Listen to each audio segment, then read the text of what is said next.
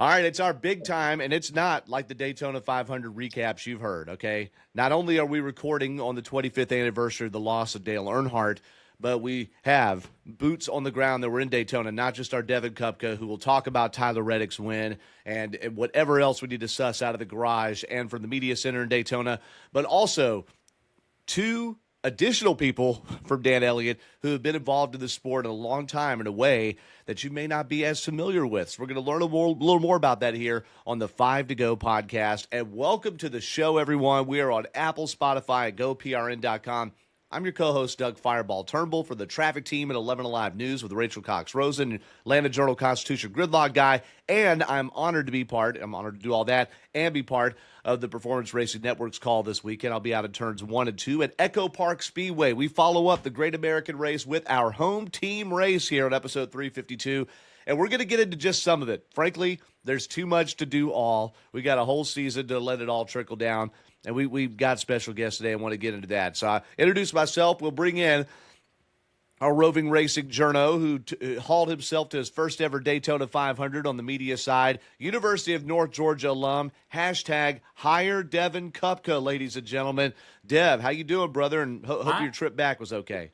I am doing well. The trip was a little bit long. Coming back was a little bit longer than I expected it to be. I didn't get home until like 10:30 on Monday night. Worked all day yesterday. Have a partial day today, work all day tomorrow, and then we got Echo Park weekend. So I'm sandwiched right in the middle. Daytona 500 weekend, Echo Park Speedway weekend. Still recovering from that long week at Daytona last week. So we're doing well. We're doing better than we were doing yesterday. I'll say that. I could imagine working at Culver's up there and coming. That was hard to rally through after just all of that. And there's so much adrenaline that courses through you, whether you're on the mechanical side, like a couple of our next guests have been, or just involved on the media side like you and I have been. And let's get to it. He's got guests in his Dawsonville garage. He's the master maker of speed, 2018 Georgia Racing Hall of Fame inductee, 1988 championship-winning mechanic Dan Elliott. And Dan, how are you doing, and who do you have flanking you today? I have with me Archie and Tina Kennedy, and they have a deep racing history and heritage. And I was going to ask Devin Kupka if he forgot that speed weeks weren't really speed weeks at Daytona, and did you have a lot of fun down there just getting to go to the beach, I suppose? Yeah, I never really got to go down to the beach area. No. But it was a lot of fun. But it was just a speed week, and that's the longest speed days. I've ever. Or that's a better way of putting it. Speed days. I like that. But definitely the longest I've ever been out for a NASCAR race. But sure, yeah, I want to, as far as the history I have with me here with Arch, both Arch and Tina work for Hendrick Motorsports and both drive the motor coaches.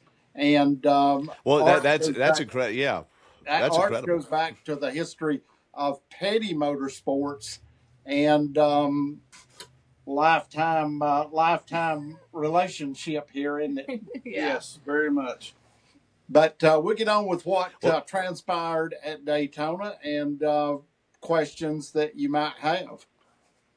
Well, no, we're going to get into that. And this will be similar to our Tommy Joe Martins episode we did back in November, where we just kind of opened the playbook and asked some questions there. And don't worry, we're not going to trip you up too badly or anything with that stuff. We also got to preview Atlanta as well. Arch and Tina, welcome to the posse here. And Dan, my screen is so small now, I can't tell who's over your right shoulder there. But welcome into the conversation as well. So yeah, exactly. I don't know. I'll be right back. So this is what the 5 to go, man. Yeah, it may be recorded, but it's live to tape. All right. So before we get to you, Arch and Tina, Devin, it was your first Daytona 500. I've done it on the media side several times, and there's nothing like it, fan or media. So now we talked to you last after qualifying night before the duels, what was this experience like? Maybe what was your biggest takeaway this weekend from your seat? Just how many people were there. I've never been to a NASCAR race weekend where there were just so many, just a whole bunch of people there. And they actually announced the attendance figures this weekend after the race on Sunday, and they said 150,000 people were on site for the 500 on Sunday, and then throughout the weekend it was just around 500,000. So just to see all those people, the log jams, the most comparable experience that I would say that I've had in covering NASCAR races and attending them would probably be something similar to the Coke 600 every year, where you have a bunch of people there. It clogs up a whole bunch of things. Pit road gets packed. So it was really neat to see that happen, and the grandstands packed. So many people there. It was a really nice, fun experience, and something a little different than, say, going to maybe a race at Bristol or Richmond or something like that. Well, no doubt. There is nothing like it. Just the grandeur of the track by itself when it's empty, much less full of people, and the flyovers that they kept practicing. I listened to some of the different live podcasts, the Harvick Happy Hour, and some of the Dirty Mo Media stuff, and they kept getting buzzed by those jets coming over them there. So that was really exciting. And before we get to Arch and Tina, who have been to Speed Weeks a bunch, just like Dan has, Dev, this was your first time going for Speed Week or Speed Days or whichever you want to call it. When you look back on it, besides it being big, what did you think about what you saw on the track and the pageantry around it? Did you stay for the Champions Breakfast? What was the post-race, the victory lane, and such like? If I had gotten more sleep, I would say I would have probably have gone to the Champions Breakfast. You should have, man. You should. If Tyler Reddick could go, you could go, man.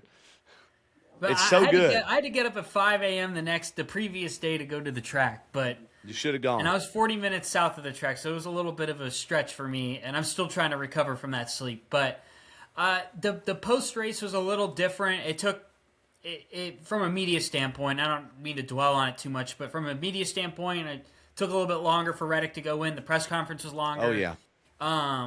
But it was a little bit different. And then I think the biggest thing, the difference with this, and it wasn't even at the track. This is something that happened Monday, Tuesday, and even today, seeing the media appearances that Tyler Reddick has appeared on, all the different shows that normally would not feature NASCAR drivers. For instance, First Things First was an FS1 show. They were at Daytona at the end of Speed Week last week, and then they had Tyler Reddick on their show yesterday, I believe.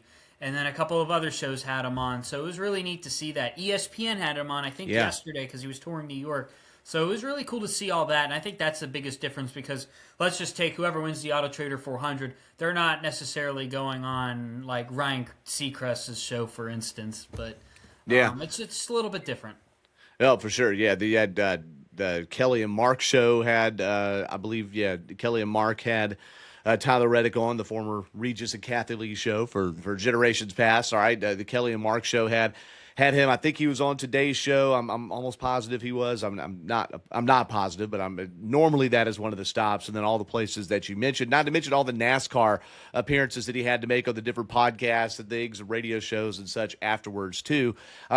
Lastly, for you, so you didn't go to the Champions Breakfast post race when it was all over with. You were standing on pit road and filmed the crash where Riley Herbst went up and threw the block or just made the move to the outside, and Brett Keselowski and Chase Elliott himself and Logano and Stenhouse and maybe one other, everybody in the top five except for Tyler Reddick went to the care center. So did you go to pit road and talk to people sixth place on back? Did you run all the way down to the Advent Care Center to try to get 2 through 5? What was your, how did you take it? You were all of 5 to go podcast by yourself. You had no one else to send. So what did you decide to do once the top 5 were not in their normal spot?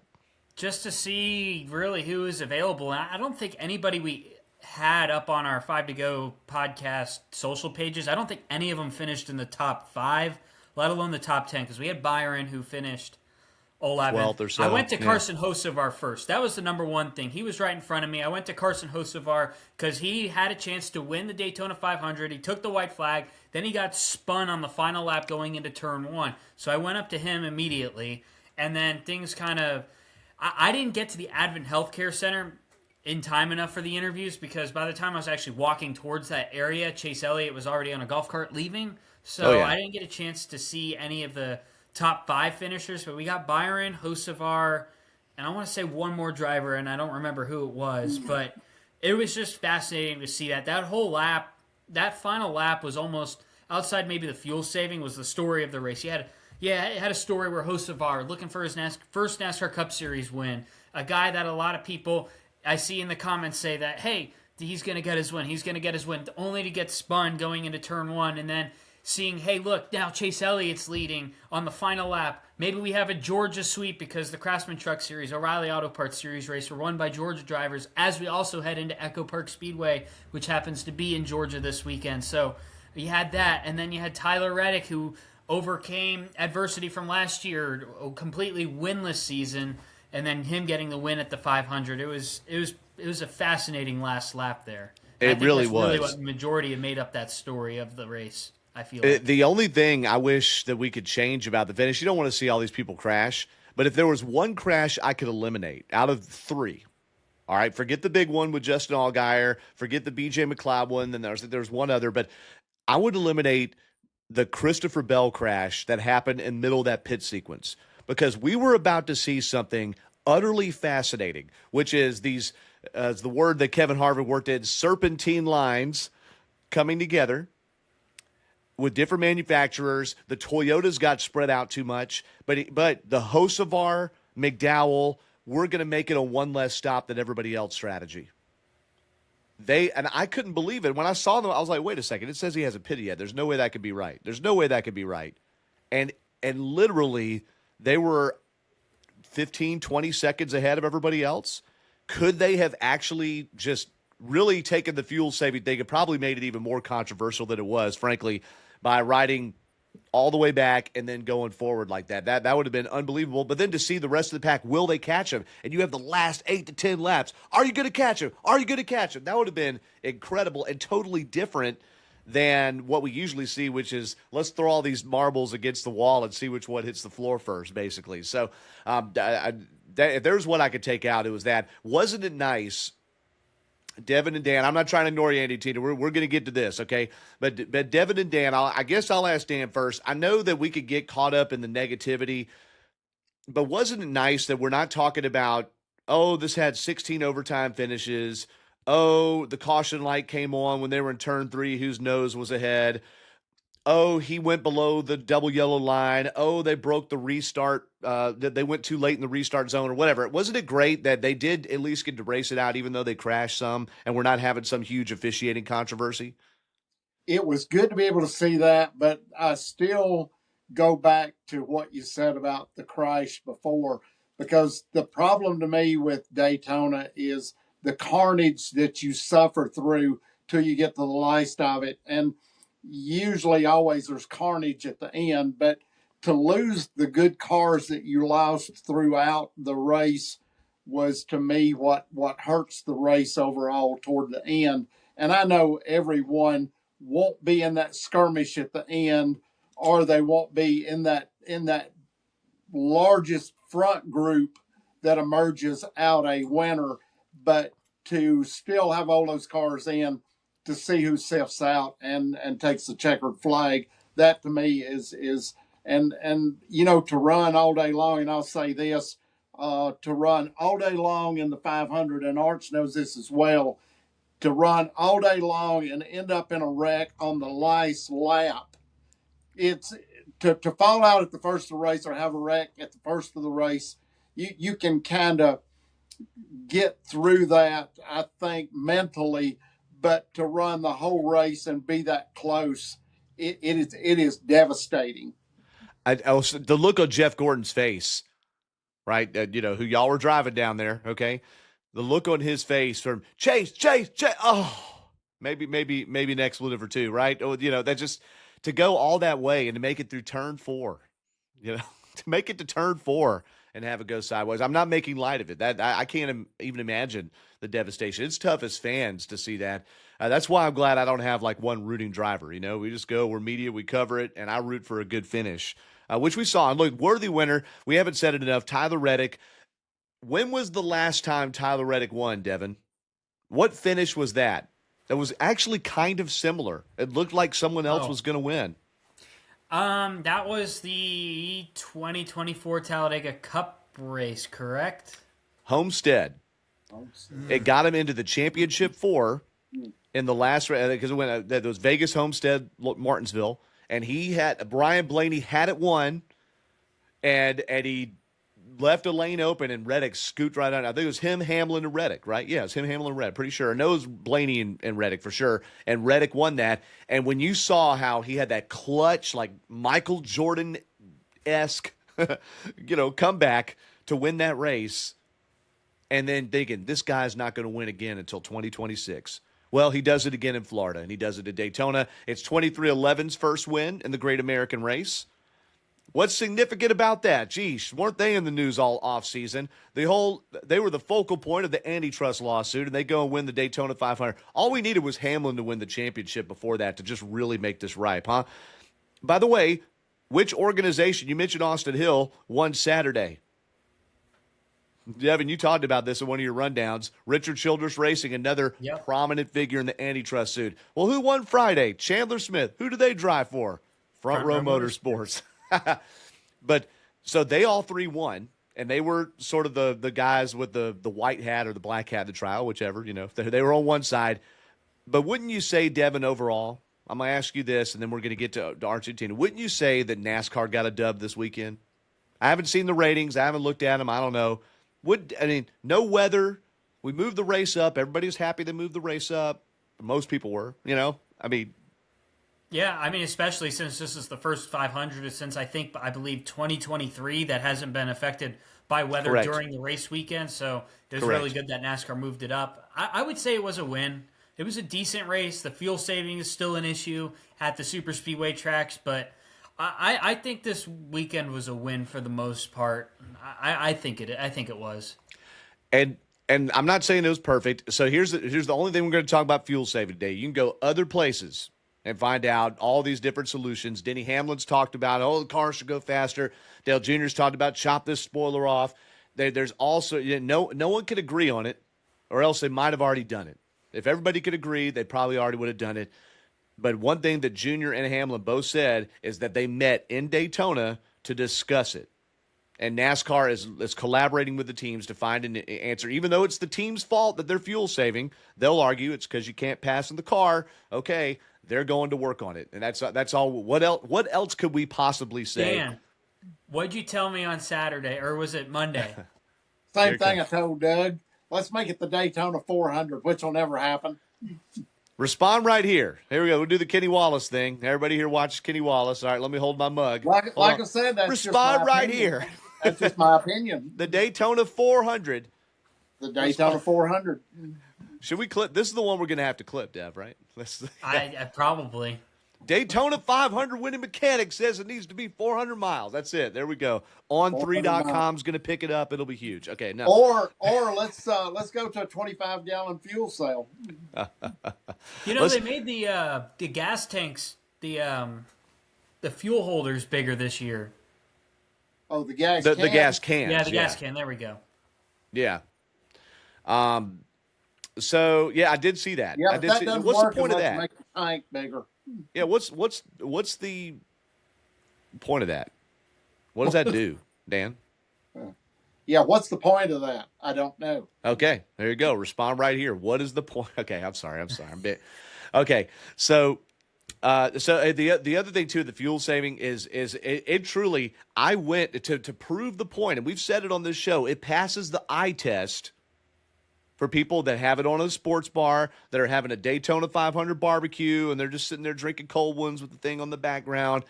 I watched all three races this weekend by myself on the couch with the timing and scoring in front of me and scanners, 2 or 3 scanners, the whole deal. That's my ideal way to watch it, which I rarely get to do anymore. So I could tell before Kevin Harvick and Clint Boyer talked about it, because when they were at the worst, quote unquote, of saving fuel, it was 52-second laps. They qualified without the draft at 49 seconds or so, 48, 49 seconds. And the fastest lap of the race, at the end of the race, it said Carson Hocevar in time and score. Later, it changed to Ricky Stenhouse Jr. Either way, it was about 45.5 seconds. So 7-second difference. And I think we wouldn't have even had a problem with it if they were passing each other while saving the fuel, but instead it was just a flotilla of cars in stage 3 especially. So, again, we're not going to try to solve it here, but that's the one kind of thing. So here's the point. I got off track. The point, and we're going to get to Argentina, the point that I wanted to make is I got asked to go on a sports talk show in St. Augustine, just, for 20, 30 minutes Monday afternoon. And he said, what's your feeling after the 500? I said, all this good stuff. And I said, hey, the one thing, and I started explaining the fuel saving, and he literally stopped me in the middle of it. He's like, what are you talking about? He brought me on to talk about the 500, knowing that's probably the only race that he watches in the year, or maybe, turns on and pays attention to. He didn't even know. He's like, can you explain to our listeners what you even mean? So just remember, there's a whole audience out there. NASCAR has guided the ship back to not pointing at the casuals as much, but the Daytona 500 is very much a race for the casuals. Okay, so hey, to that point, the audience, the people that were attending that race, when you typically look at other NASCAR tracks, is a little bit different than, say, a Nashville or even a North Wilkesboro or Charlotte. So it does lean into that a little bit. Okay. Yeah, that's it definitely is different. Yeah, for sure. You're getting people that are just showing up. Look at all the celebrities, whoever. All right, now, Arch, I guess, well, y'all are both driving for Hendrick, so I'm just going to throw this your way. All right? Let's say that Chase Elliott and Jane Smith stick together, and Chase goes and he wins his first Daytona 500, or William Byron wins his third in a row. What does that change for you all? Because you're like all of us, I'm sure. You're like, all right, checkered flag is win, and when can I pull this bus out of here? Or do you already take the motor coaches home before the race? I have no idea. These guys are flying back the same day. So what are your logistics like? Well, no, when that happens, we gather everybody up, families, children, whoever needs to go to Victory Lane. We make sure everybody gets to Victory Lane as quickly as possible. So when the car rolls in, everybody's there to celebrate. Then after that's over with, we take everybody to where they need to go. If it's my boss, Jeff, or her boss, Jeff Andrews, take them to the media center, take them where they need to go, let them do their thing, and then we'll all gather back after everything's over with Tech. Most time her boss comes back last because he has to see the cars through Tech. And in last 2 years, we won the Daytona 500. We were there till 2 o'clock in the morning. Oh, Lord. Because they checked everything with the number of the race car.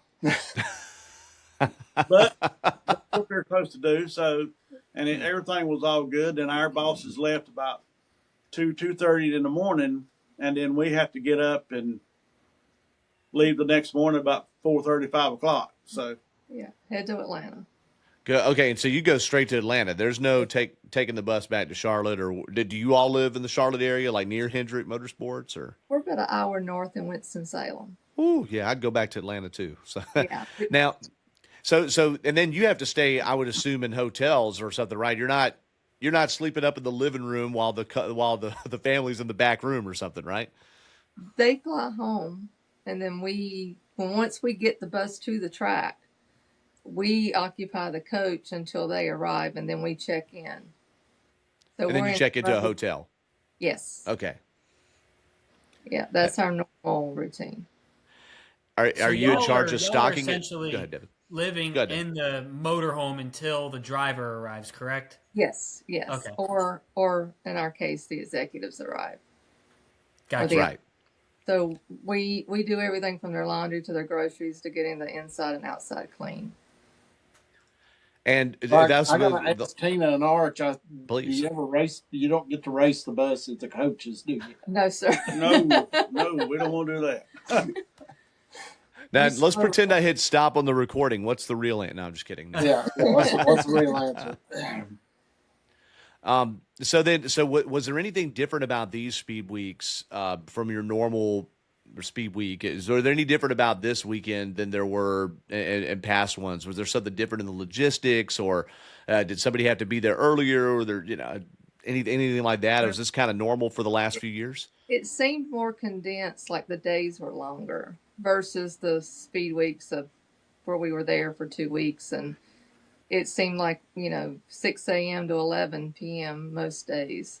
So it was a long week. And as long as they are engaged, so to speak, Jeff Yes. Gordon and Jeff Andrews, y'all, you are there waiting with a golf cart, waiting. You're always on duty until they're retired for the night, basically, Correct. or fly out. Yeah. We take care of them all day long, take them their lunch, get them to where they need to go, and then we don't leave until they come back, and everything is good, and everybody parts ways. Wow, interesting. Okay, so I've got to ask, because people ask, how do you become a driver, a crew member, a spotter? Arch, you started as a crew member, and I'd love to know first you, just because I know where your start is, or part of your start is, and then Tina, how in the world did you go to being trusted enough to be their bus drivers? I mean, I think there's some hurdles you'd have to clear, especially for that team. Well, I started way back helping Adam Petty race go-karts. Wow. So that's what I was doing with my normal weekly job. And a friend of mine introduced me to those guys because they were ready for Adam to start doing something, to get involved with some kind of racing. So he brought them to one of my races. Adam liked it. I got the job of taking care of Adam on the weekends while Kyle and them go do their thing with NASCAR. And then when Richard Petty retired, he ordered a motorhome, and they come to me and said, "Hey, would you like to drive the King's bus?" Well, believe it or not, it was a hard decision because this was a whole nother world. Yeah. I had nothing. I had no idea what I was getting into, We just So, purchased a house. yeah, we just built a brand new house and everything. So I said, this is kind of scary a little bit, jumping into the unknown. But thank goodness we did, because it paid off greatly. And then one thing led to another. And then I was on the pit crew as well as jackman for the 43 for 14 years at Petty Enterprises. Oh, wow. Through what point? At what point did you stop doing that? I left Petty Enterprise at the end of 2006. Okay. Yeah. And then went to the opening come with Jeff Gordon. So I interviewed it. And I thought this was a good opportunity for me, not only me, but for, as a husband and wife, as a family, to further better ourselves. And it worked out great. Wow, that's great. And then how did you get involved, Tina? What were you doing before buses? Because you told us before the podcast, known each other since high school. So, yeah. Straight out of high school, I started working for, at the time, it was NCNB, and then it became Bank of America. Okay. And then I left there in 04. The schedule was getting so bad that he was going track to track, and we just weren't seeing each other. So we had to figure out a way to be able to survive. And so in high school, I'm going to date myself here. In high school, we were able to drive a school bus. And so to make extra money at 16, I become a school bus driver. And he said, if you can drive a school bus with 60 kids on board, you can drive one of these. And so in 05, Petty Enterprises had a marketing coach, and they needed a coach driver, so that's where it started. And then from there, when he started working for Jeff, I drove for Steve Letarte for 6 years. Mm-hmm. And then when he went to broadcasting, I began driving for Greg Biffle. And then when Biffle retired, Eric Almirola for 7 years. And then when he retired, Hendrick Motorsports.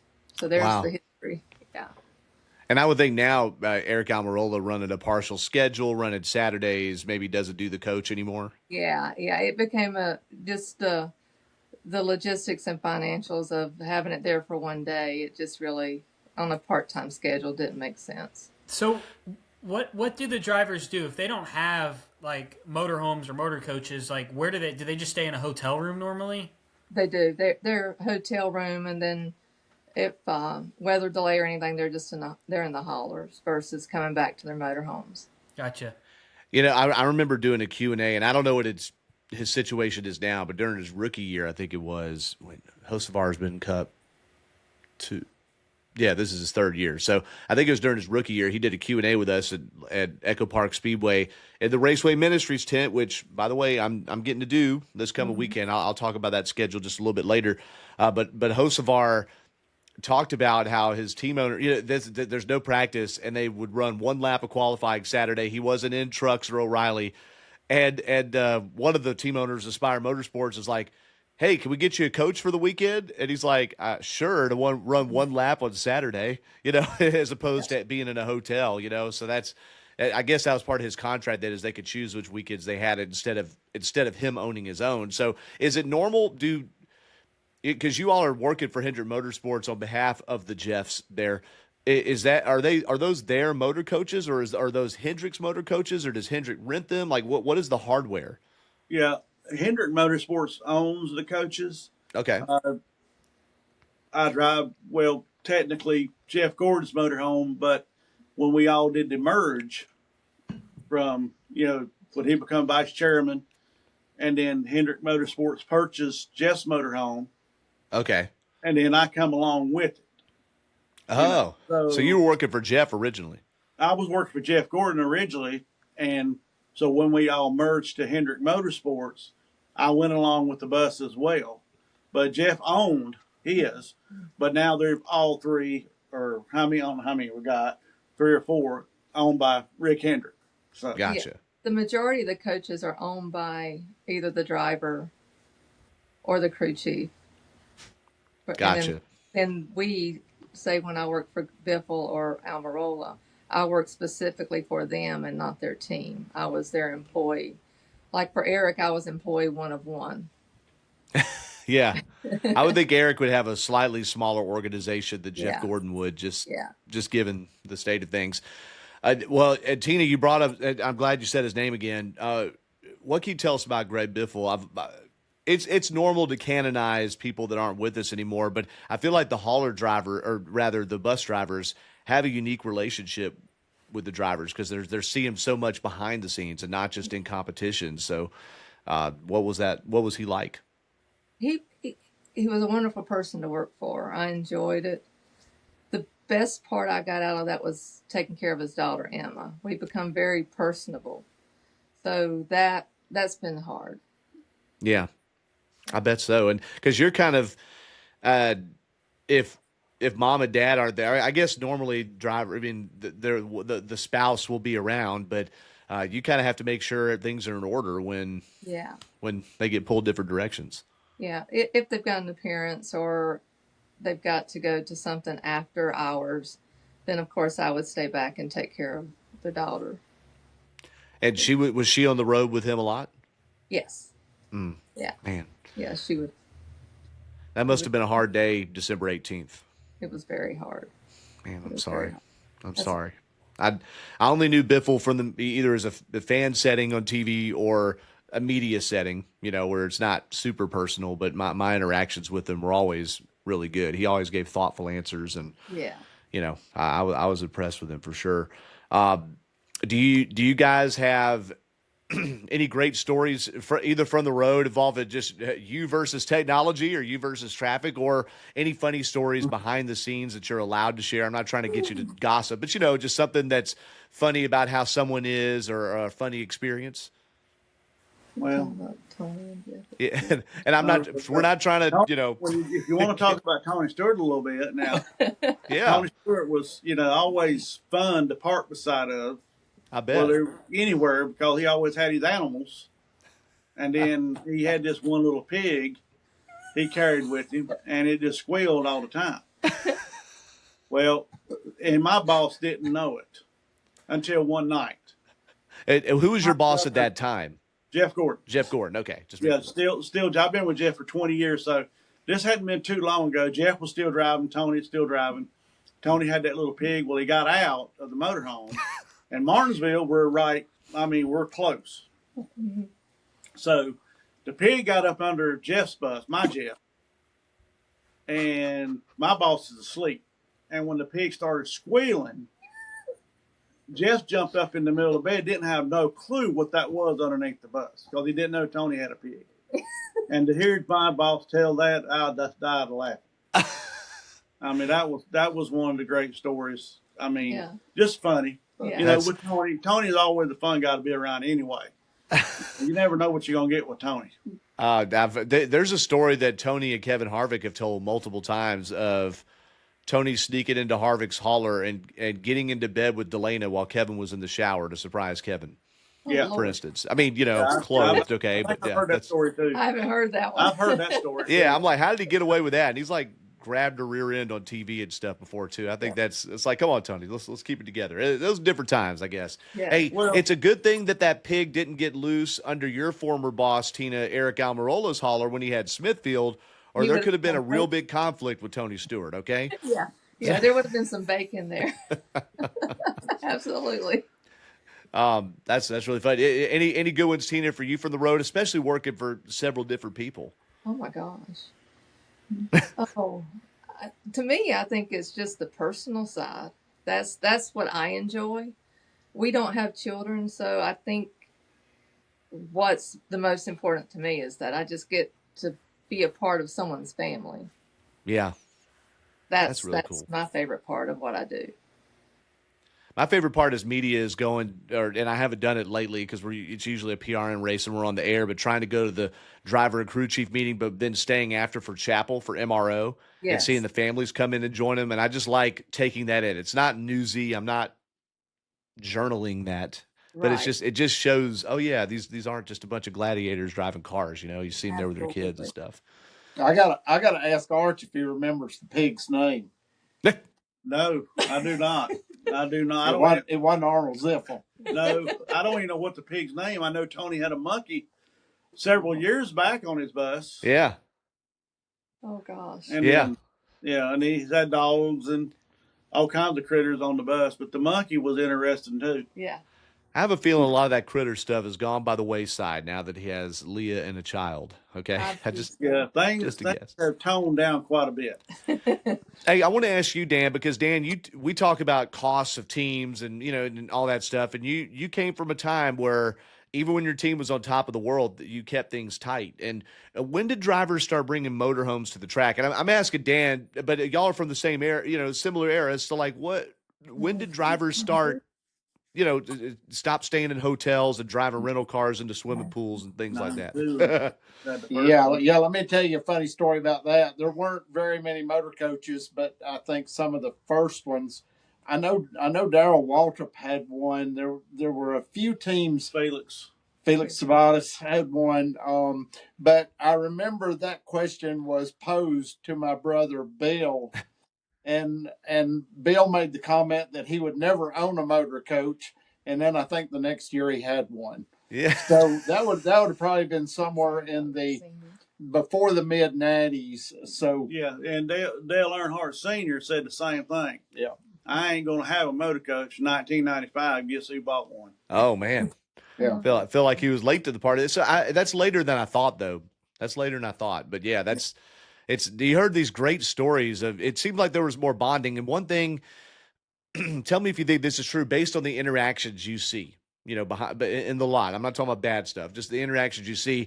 I've heard different. Mark Martin said this recently, and he's been so outspoken lately, and now he has his own podcast that's weekly now.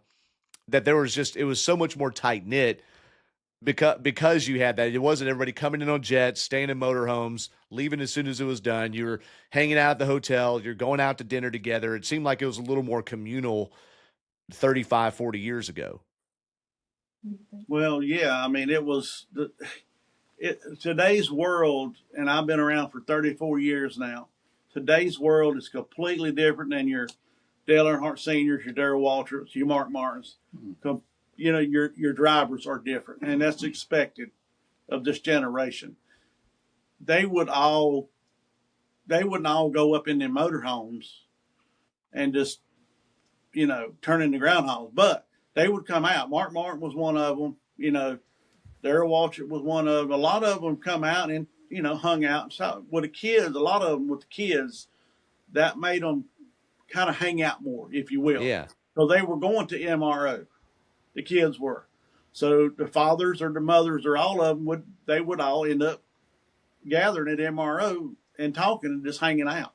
I think it made it to once the garage closed, they were able to become husband and father again versus going back to the hotel where you're still on duty because you're with your crew.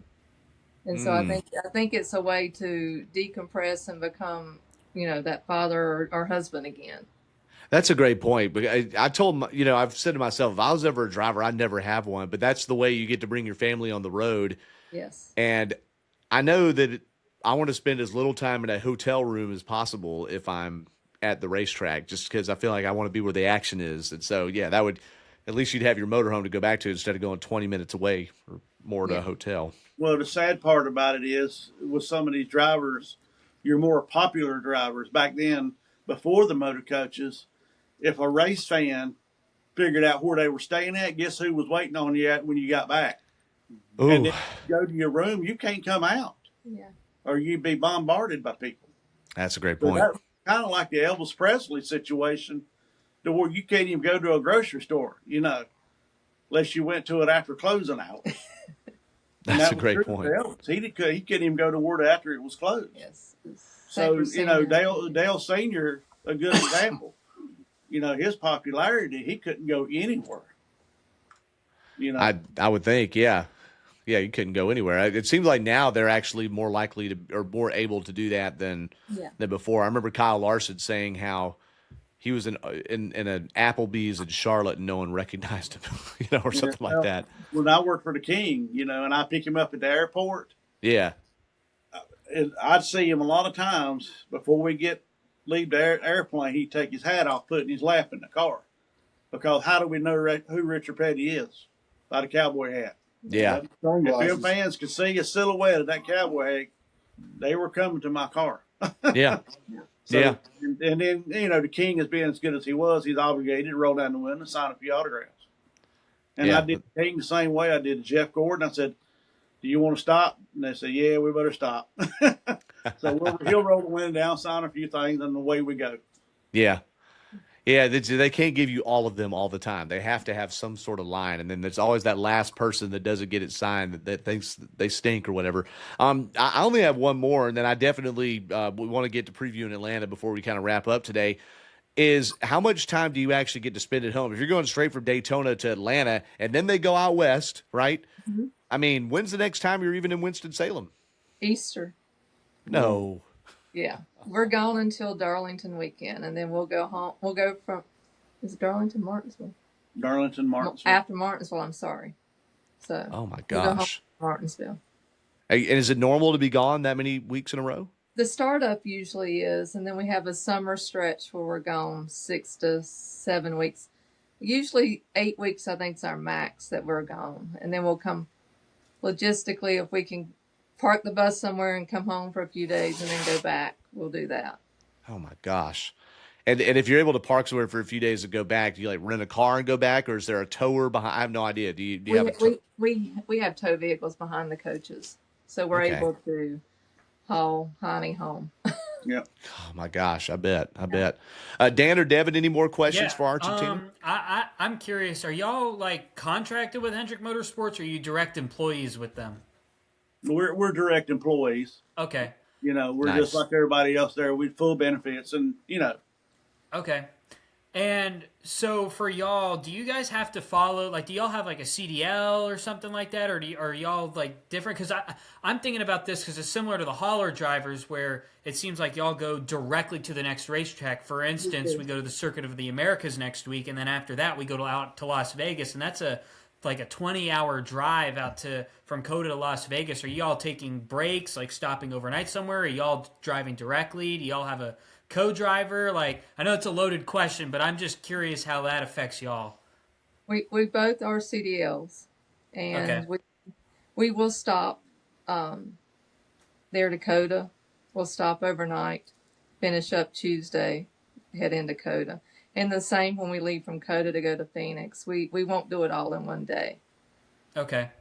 And are y'all limited by like the trucking rules on the U.S. highways where it's 10 hours a day or 11 hours a day or something like that? Are y'all limited to that number, or are y'all able to go further? No, not yet. There's a gray area with us anyway, the way they look at it. But no, we're not limited, but we're not crazy either. We're going to stop. Yeah, we know our we know our limit, so we're going to pull over, find a good safe place to pull over at night, maybe after a 12-hour day, 13-hour day. Fix us something to eat, go to bed. We'll get up early in the morning, real early, before traffic. We like to leave early in the morning. We don't like to drive late at night anymore. We like to leave early in the morning, and when the roads are kind of wide open and clear. So, I gotcha.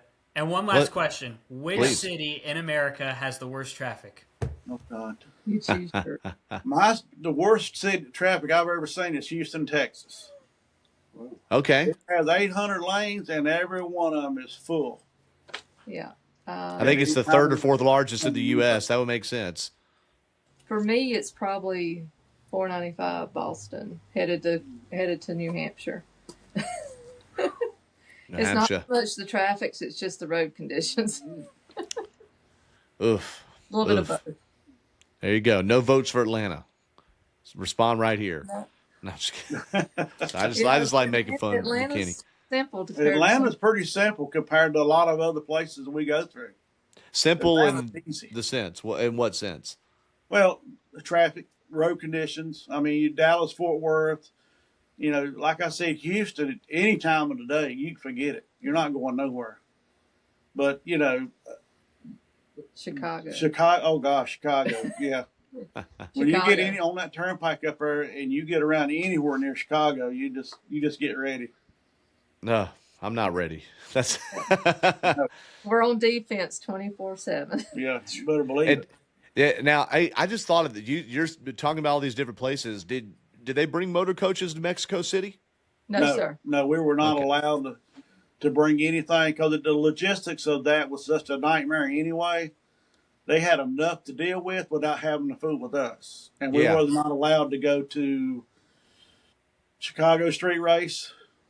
Logistically speaking, there was Yeah. nowhere to put There's us. nowhere to park. It's just the park and just to find somewhere for us to. Yeah, drivers were staying in hotels. I remember on Yeah. that. Yeah. Yeah. Yeah. It's Wow. So congratulations, you get to go back to Chicago. Yay. Yeah, Chicagoland is Or south now of it's 19. Chicago, which is Chicagoland is out in the middle of the country now, which you don't have to go near Chicago if you don't want to. Okay. But Chicagoland is out in the middle of the country, is in a rural area, and it's It's only about an hour of traffic that can be chaotic. it can be, but I think for the most part, depends on where your hotel room is. That makes all the difference in the world. Okay. Yeah. Okay. Yeah. Want to stay near the track if you can. All right. Well, this is fascinating stuff. And I mean, I'm sure there's a lot of stuff we could talk about not on the recording as well, but I think it's great that you were able to come on and, you work for a great organization too. And I can't even imagine helping Adam Petty with his go-karts. I mean, that must've been exciting. It was a lot of fun taking care of him and then getting the opportunity to, step forward with Petty Enterprises and learning so much over there in the racing world. I had no idea. I got to ask Arch, if when you were helping Adam, who was your boss? Was it the King? Was it Kyle? Was Pretty much Patty. Oh, okay. Hey, there you go. Well, Kyle was gone doing his thing, right, in the NASCAR world. And I would go there and pick up Adam, and sometimes Austin would go with us on the weekends. And I'd keep them all weekend because Patty would go to the beach house. Kyle would be at a NASCAR race, and, I'd have them all weekend. Mm-hmm. So did the kids turn out good? The kids, all of them are turning out wonderful kids. Wonderful kids. Yeah. Adam, when he was growing up, he was your typical 8, 9, 10-year-old kid, rambunctious, but he turned into a wonderful young man. Yeah. That's so great to hear. I can't easily show it here, but to my left, Captain Herb Emery, the inspiration for this podcast, who, if you know Dan, you may have met Captain Herb over the years, but Captain Herb Emery, his widow, Karen, after he died, gave me one of his most prized possessions, and it's a photo that has all four of them, big framed photo that has the graphics of all four of their race cars, and it's signed by all four of them, all four generations of Petties. Wow. Right here. So I need to get some kind of insurance on that or something, because that's a rare thing to have, there'd be only a small period of time where all four of them, where Adam was relevant enough that he'd be signing next to his dad, granddad, and great-granddad. So, Yeah. man, Doug, where was that? Do you know where that picture was taken at? So it was a picture that we've seen before other places that was part of a graphic. There's two different pictures of them on the graphic, and it's part of a graphic that includes all the race cars. So it was something that was made, but the signatures on it are real. They signed over it. So Herb had like this rectangular, it's not a collage, but similar to a collage, and then they signed it, and then he got it framed. So I know there was one that was done, I think, at the stadium in Atlanta, old Atlanta Fulton County Stadium, wasn't it? That was done with all four that was 3 generations, I think they did at the stadium. Yeah, by the time Adam came around, though, they had Turner Field up and running. You know, by the time he was driving and people knew about it. And he won his first ever stock car race where, Dan? Um, Wasn't it at Gresham? Who are you talking about? Which one? Adam Petty. Wasn't it at Peach He State? won his ARCA race in Charlotte. yeah. But didn't he win a win an ARCA race? Or maybe there was something significant about Gresham Motorsport or the old Peach State that Brandon Reed told me. It was where he ran his first stock car race or won his first. Maybe I'm wrong about that. Won his first ASA race at I-70 At I-70. Okay. in Missouri. So I do know that. Gotcha. Okay. Now, I'll have to text Brandon and find out what that stat exactly is. Well, just of our few remaining minutes, I want to put a cap on Daytona and quickly preview Atlanta. All right. So we're going to step into that. Normally when we cover, recap races, I want to at least read off the top 10. Lord knows they earned it in the Daytona 500. That actually ran exactly 200 laps and 500 miles. And it started raining right afterwards, Dev. So, and the heavy rain started about an hour after. So, we're glad that they moved the time up. So Tyler Reddick finished first. Ricky Stenhouse Jr., he finished second, and he almost a 2-time winner of the race. Joey Logano came close to being a 2-time winner. He was third. Chase Elliott was leading out of turn 4 with that push from Zane Smith and ended up fourth. At fifth went to Brad Keselowski, and his bum leg and all. That didn't slow him down a bit there in the 500. Zane Smith finished sixth. Another Ford, Chris Buescher, was at seventh. Riley Herbst, who threw the block herd around the world, he finished eighth. Ninth went to Josh Berry and the Wood Brothers Ford, of course, and Bubba Wallace ended up 10th. Wallace was right there in the mix, and when William Byron's car kind of came apart there at the very end, Wallace was just stuck right behind him, and it was either turn William or take your pill there, and he still ended up finishing 10th. Where was everybody okay with the race staying green, even though there was a crash at turn 1? Yeah, I was fine with it. Same. Seemed like they got. I mean, I thought it. As long as nobody's upside down, I think it should keep going. For sure. And it's not like they're going to come back by there under green, right? It's going to be yellow by the time they take the checkered flag. So, right. As long as the track ain't blocked and nobody's upside down, keep going. That's it. The two drivers leading at the white flag, basically, Carson Hocevar was 18th, Michael McDowell 22nd. The turn from Eric Jones is what set it all apart there in turn 1. Your pole sitter, Kyle Busch, who I just picked sentimentally, and heck, he was the pole sitter. He ended up 15th, and did y'all see the video of this where he got on the radio and told his team, man, I'm backing out of it on the last lap. He was running away in the back, and then they had the huge crash, and he goes from like 28th or something up to 15th because of that. So it's the meme was Kyle Busch gave up on the last lap, but in that case, well, like they did a lot of time in that race. Slow down to go faster. Of course, the day before, it was the Austin Hill Show, also known as the O'Reilly Auto Parts race, where he and Jesse Love were the dominant vehicles in that.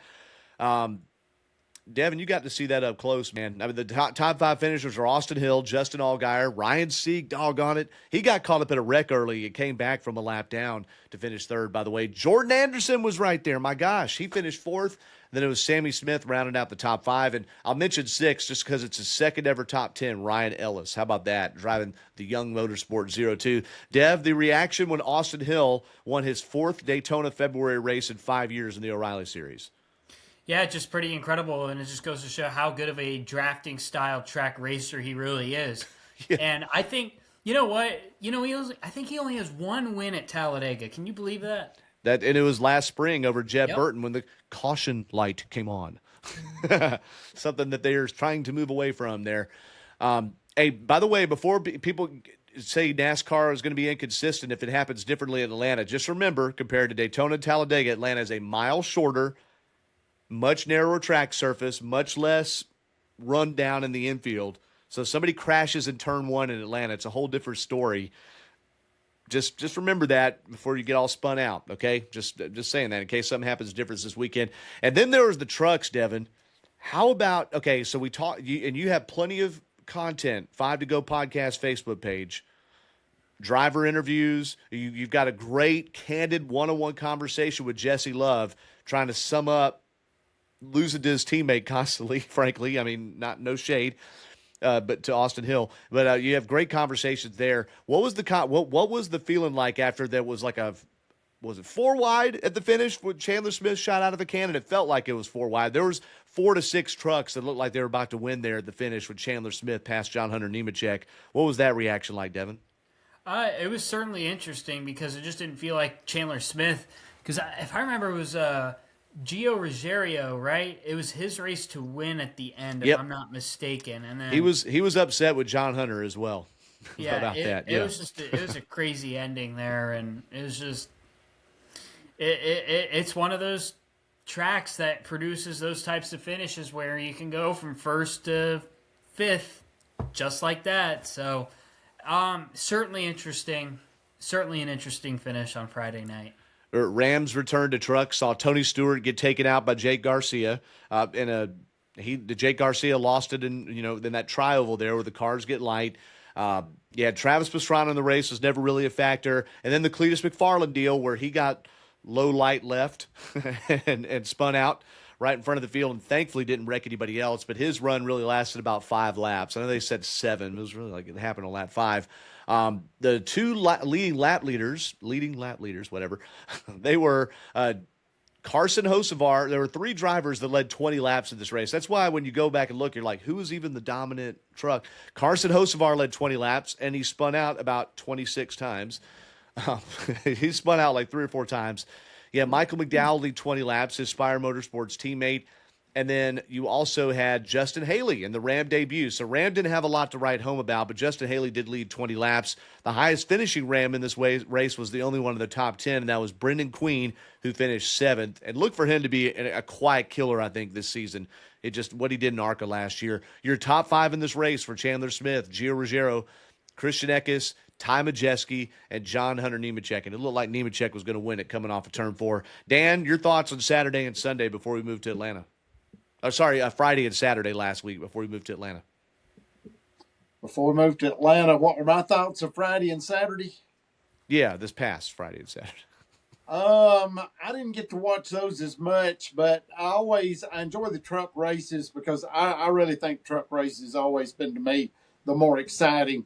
And out of that, I've got to ask Arch the question of, because Saturday, the O'Reilly, I didn't watch the O'Reilly, so I don't know very much about it. But I got to Arch, what do you think as far as, you think Tony Stewart will be back in a Dodge Cup ride come sometime soon? A Cup ride may be questionable for these guys that get out of the cars at any length of time. I could see him doing another truck race at some point, but I don't see Tony being in the Cup car, or Jeff Gordon, or Kevin Harvick, or any of them being back in a Cup car. Maybe a Cup owner. Maybe a Cup owner, but not a Cup car. He won't be driving. Tony seems so chewed up and spit out about NASCAR and how some things went behind the scenes. There were some people making a big deal about him saying hi to Steve O'Donnell or running into him at the track. I was like, did he and Steve O'Donnell specifically have some big falling out? Like, I know he fell out with NASCAR leadership, but he got asked about that by Bob Pockrass and kind of waved it off. Yeah, I don't know the whole details on that. So no telling. He let his pig loose under Steve's bus, maybe. Maybe the monkey got loose in the motor coach. Yeah, I'm afraid that pig is probably in the frying pan by now. Oh. Oh my gosh, that's funny. That's funny. Hey, I mentioned Gio Ruggiero was runner-up. He was one of several drivers to run 3 races this weekend, and he didn't run Cup, but he ran O'Reilly in place of the ride that Brent Cruz will be driving very soon, the 19 for Joe Gibbs. He ran in trucks and finished second. He also won the ARCA race, which that was the only one of the 4 I didn't get to watch. I watched the replays up there. Dev, what was your take on the ARCA race? It got kind of sketchy at the end, didn't it? Yeah, there's just the ARCA race was a little weird, honestly. I will say the one thing that really impressed me, Isabella Robusto. When it comes to women drivers, I think she might be legit. You look at her ARCA stats. I was going to do a post on X, but then she wrecked out of the race. But very, very solid stats that she has in ARCA. So watch out for her potentially. She is one of the very few full-time drivers in that series. Keep an eye on that. There are not a lot of those rides are rotating doors. Nitro Motorsports may have one, Thomas Annunziata, and maybe Isabella Robusto, but they're very few, and it's kind of similar to trucks. If you noticed in trucks this year, Both Spire trucks are going to be cast of characters. I mean characters bad. I just mean it's going to be rotating drivers. One of the 5 Ram trucks, rotating drivers. 2 of the 5 Tricon trucks, rotating drivers. There's another one I wanted to point out. Nice has 2 full-time trucks, and that ran the one-off race for Cletus McFarland. But Travis Pastrana was in the 42 this past week. This time around, I'll have to look it up, but it's not Travis Pastrana. The 45 is going to be driven again in Atlanta, Echo Park Speedway, Ricky Stenhouse Jr. That there are very few, in comparison to the number of trucks in the field, full-time entries. So when we were doing our championship and playoff picks, I mean, one way to make the playoffs in trucks is to be full-time. Just show up and finish 10th, so... but we'll be watching that there. We're not going to go through the full entry list like I normally would ahead of Atlanta, just because there are so many good trucks and people that are getting opportunities and a lot of Cup drivers that are going down because they've upped the limits. Do want to mention, though, that a driver, we mentioned Adam Petty. There's another famous Adam with a famous racing last name that is going to make his NASCAR debut this weekend. Anybody catch this? Andretti. Bingo. Number 5, Tricon Toyota, Adam Andretti, and he's going to run a fairly robust schedule. He's going to run about 5-7 races. This is the only oval race, I think. I think the rest are going to be road courses. And I'm going to pull it up just to make sure I have it right. But Adam Andretti is going to be in the number 5. He is John Andretti's younger brother, so Mario's nephew, right? I don't want to get off track there. Mario's nephew, Michael's cousin. And he's going to run in that 5 truck there. That's a heck of a race to debut, guys. I would say I'd much rather do Daytona or Talladega where there's a little more elbow room. What do y'all think? I mean, he has a racing background for sure, but yeah, certainly interesting. Yeah, I don't see why not. Plenty of potential. Yeah, no, for sure. Let me look down. I just wanted to see where's his deal here. I think the rest are road courses. I'm not going to get into it. Different right side tire for Echo Park Speedway. By the way, it's going to match more of the other 1.5-mile tracks to promote a little more tire wear. If anybody's worried about the fuel saving stuff from Daytona, Talladega, we haven't seen it really at Atlanta before, especially that summer race where they were just taking every run, just yo-yo, yo-yo, yo-yo, yo-yo. It was fantastic. I don't expect that again, especially if you have a tire that's wearing out a little more. We're recording this here on Wednesday. This should be out by the time some of this stuff happens Thursday at Echo Park Speedway. I mean, the campgrounds are already open. They presented a flag. Did you see this, Devin, on the social media? On the social media, like I'm 150 years old. Okay. But they presented a flag to the first camper there. And they're going to have on Thursday as well fishing with Ricky Stenhouse Jr. I think out in that Big Trouble Lake. I don't know what that's called, but that Trouble Lake's what I call that. That's where people really, it goes down out there, okay? Not too far from the Raceway Ministries tent, by the way. That's Thursday at 2 p.m. They're going to have a pedal power bike ride that includes riding your bike on the Echo Park Speedway track service at 4 p.m. Thursday for campers, I guess that is. At 6:30 at evening, they're going to have laps for charity with Speedway Children's Charities. A lot of people come to this Friday, 12 noon, hauler parade. They're going to bring all the haulers in for the series. That's at 12 noon. And then 3 hours later, freight, and it's the Freight Racing 208, not just the Freight 208, the Freight Racing 208 qualifying, 3 p.m. Friday. That's for the Craftsman Truck Series. The O'Reilly Auto Parts Series Bennett 250 qualifying at 5 p.m. 6 p.m. As soon as that's over, there's a camper appreciation party sponsored by KZ. That was the sponsor that had that flag I mentioned a moment ago as well. And then there are Legends and Bandoleros races at 7 p.m. Friday. And then Saturday happens, Devin. Oh, I should say Devin, Andy, and Tina, because y'all be down there having to haul your dignitaries around, okay? Where the fan zone opens at 9 a.m. There's a Truck Series autograph session at 10 a.m. I will also mention on Saturday morning the Raceway Ministries tent, which is kind of even with the Terra Condos, but out in the camping area, out in front of the racetrack. I'm going to have Saturday morning Ryan Preece, 9:30 to 9:45. So go there, get some free breakfast. Go to the Truck Series autograph session to the fan zone, 10 a.m. Auto Trader 400 qualifying, that's for the Cup race. That's at 11 o'clock. We'll have that on the Performance Racing Network, along with the races later in the day. And then at about 1:30 p.m., Lord willing and the creek don't rise, sorry for the armpits, we will have Truck Series races. The freight race at 2:08 at 1:30. NASCAR Radio Network is where we'll be broadcasting that, and we go on the air at 1 p.m. for that. And then the Bennett 250 O'Reilly race starts at 5 p.m. on Performance Racing Network, which you can find all the same places. And then, Devin, did you get invited to the Peach Pit party? Are you going to be signing autographs there? Or? We'll see. We'll see what happens Saturday night. Let's see. He just dusts that right off his shoulders. Like, come on now. But yeah, there you go. Peach Pit Party, 8 p.m. Saturday. And again, all weather pending.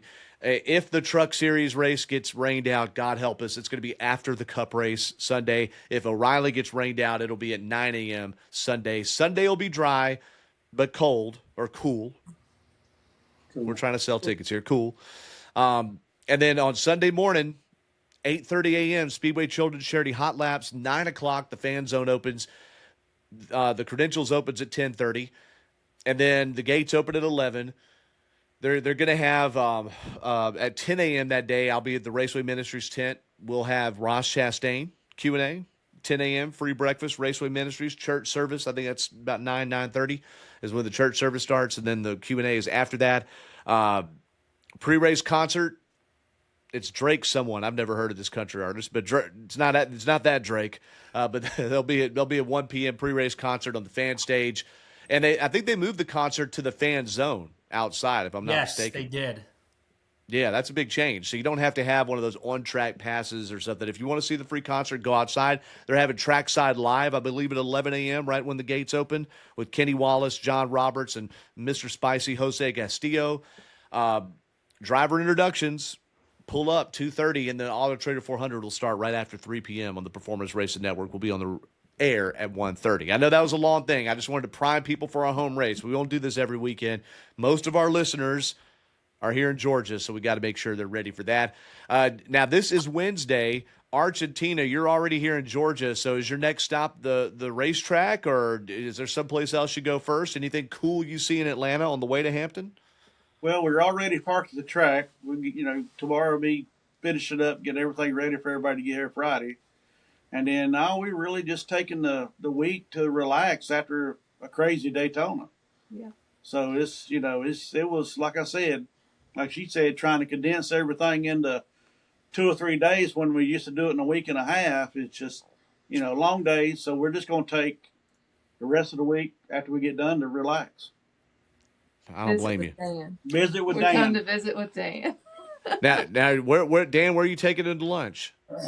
We've already been to the pool room. They took me to the pool room, so we've done good so far. So I think Art was he loves the pool room so much. I think it'll be dinner at the pool room. Just nostalgic. So Yeah, Archie's he's a creature of habit here. yeah, that's fair. But the burgers, he can't get over the burger and the fries. So, and Tina, all she's got to do is just finish lunch because they gave her such large portions that she was like me, couldn't eat it all. So I think we've got our supper already. Yeah. Oh my gosh, that's great. I'm surprised Dan didn't drag you to the new McDonald's he's been raving about out there. Lord have mercy. Hey, your last two winners in Echo Park Speedway in the Cup Series, Christopher Bell and Chase Elliott last year. Remember, that was the first of 3 races in a row that the driver from Norman, Oklahoma, Christopher Bell, won in controversial fashion with the caution light, and then Chase Elliott had, I think, everybody on the edge of their seat at that one on that late Saturday night race there last summer. In the O'Reilly Series, let me scroll down. Can you just venture a guess, Devin? Who won the February at Echo Park Speedway O'Reilly race last year? Austin Hill won the O'Reilly race in February. He did. In fact, that was his 5th of 6 wins at Echo Park Speedway. Who won the summer race? Do you remember that? Late Friday night, June the 28th, if I'm not mistaken. I've been up for almost 24 hours by the time this thing had ended. I want to say Justin Allgaier won that one. There's somebody that got their first and only career win and then lost their ride after the season. Oh. A doctor drives their car now. I don't remember. Nick Sanchez. Okay. Nick Sanchez, who's driving the AM Racing number 25 now. He was driving Big Machines number 48 that Dr. Patrick Sarapoli drives. And there was only one truck race a year ago, and the person that won it Won the year before that as well. Who was that? Corey Heim. Negative. In fact, this driver has not won since then. Oh gosh. Oh, you're gonna kick yourselves. Anybody? No, I have no idea. Kyle Busch. We are approaching the 1-year anniversary of Kyle Busch holding up a NASCAR trophy, ladies and gentlemen. Actually, we'll pass it this weekend. It was February 22nd, a year ago. He won the truck race the year before that, and he has not won truck. He doesn't run really many O'Reilly races.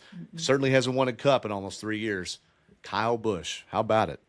So we'll have it all for you. NASCAR Radio Network and Performance Racing Network this weekend. You can hear us GoPRN.com, the PRN app for the O'Reilly Cup race. It's weird with the trucks because we share it with MRN. It's the NASCAR Radio Network. If you have a NASCAR app subscription, I think you can even hear it without the subscription on the NASCAR app, but you could hear through the scanner audio on the NASCAR app. It's they changed it as 454.5 or 454.2 or something now on the racing scanner, but you can just find it on your racing scanner. Usually it's pre-programmed in there. Devin's grabbing his right now. Let's take it in. Final thoughts, Dan. Final thoughts for you. You did such a good job being a chauffeur today. So, Well, I'm being chauffeured. I think my final thoughts are I want to thank Arch and Tina for being pretty much lifelong friends and for what they do for me coming up here, because not being exactly in the clique, it helps me to stay in the clique, and it helps me to feel like I'm still a part, as Tina said, of the family, the community. That this connection helps me feel that connection. So it makes me feel a part and kind of really makes me feel special. And for the friendship to go back so far, and for us to have so much of the history in common, it really does make me feel really good inside to know that. And I look forward to, as I tell Arch, I look forward to him calling, because I get to see Tina's picture when he calls. So We don't know why that is. yeah, we don't know why that is. So we need Devin's technology, but I'll leave it.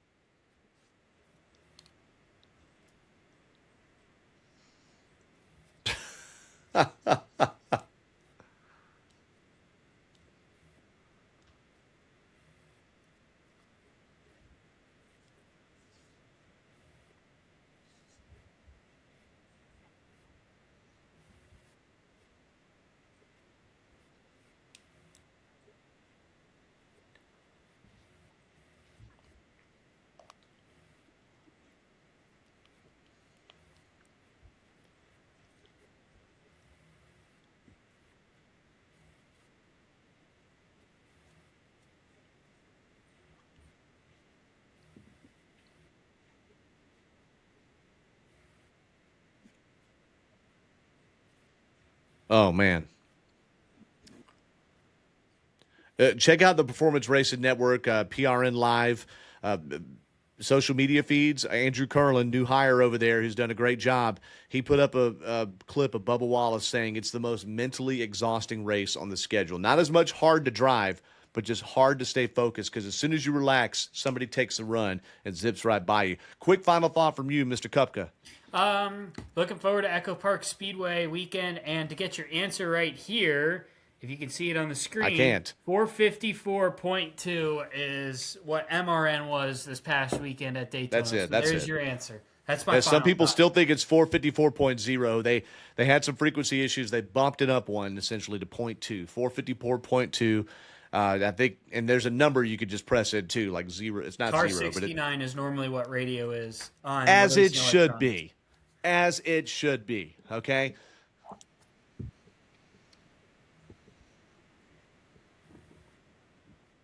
Okay, my final thought is Arch and Tina, your pick to win Atlanta.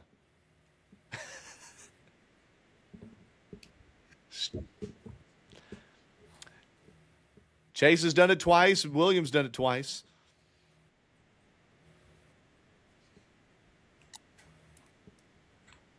Perfect. Perfect. Dan? There we go. Dev? Ooh, I'm going to go Chase Elliott, too. All right. I'm going to go with Chase. Briscoe.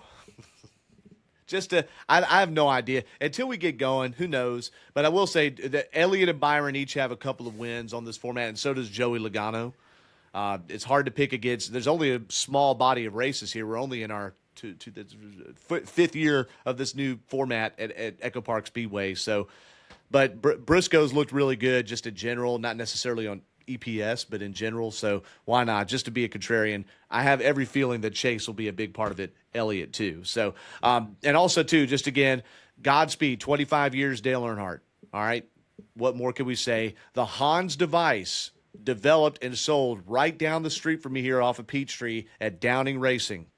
Now, I'm proud to be right just a block away from where that really took off, and there hasn't been a death in NASCAR since then. So, Archie and Tina, we thank you so much for taking an hour detour, an hour and 23-minute detour so far with us, and Dan, you as well for making the time, and I look forward to hopefully running into you all at the racetrack. We're going to go stalk the driver's coach lot there and see if we can find you. Dev, I look forward to seeing you down there. We're going to have all sorts of content on the 5 to Go podcast Facebook page and our own social media channels.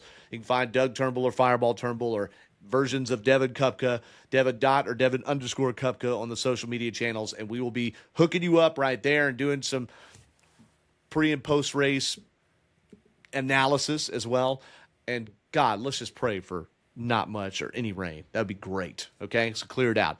For Devin and Dan and Argentina, I'm Doug. Be sure to share, like, subscribe, follow, institute, I don't know, all of the channels, and we will check you next week here on the 5 to Go podcast.